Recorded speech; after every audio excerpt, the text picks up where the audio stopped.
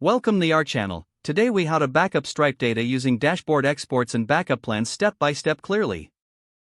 Log into your Stripe account using your username and password. Navigate to the Stripe dashboard homepage. Locate the data option in the left sidebar menu. Click on data to access various data management options.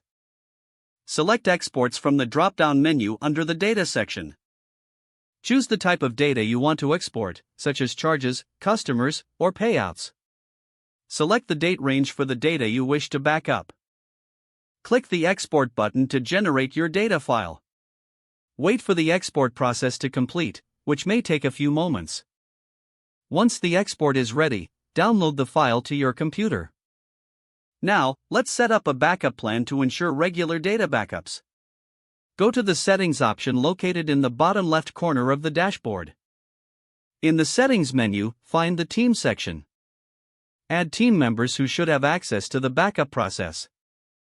Set up a schedule for regular exports, such as weekly or monthly. Consider using automation tools or scripts for recurring exports. Use the Stripe API to create more customized backups if necessary. Confirm all team members understand their roles in the backup process. Regularly review and update your backup strategy based on your business needs. Store your backed up files in a secure location, such as a cloud storage service. Periodically test your backup restoration process to ensure data integrity. Stay informed about updates or changes in Stripe's export features.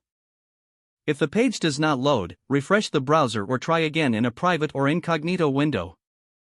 Make sure you are using the correct email address, then retype it carefully to avoid small typos. If your password is not accepted, use the reset option and create a new strong password you can remember. Check your spam folder for verification or security emails, then complete any requested confirmation steps. Enable two-factor authentication if available to improve account security and reduce unauthorized access risk. After signing in, review your profile details so your contact information and settings are accurate and current. Don't forget to like this video and subscribe to our channel for more step-by-step tech guides.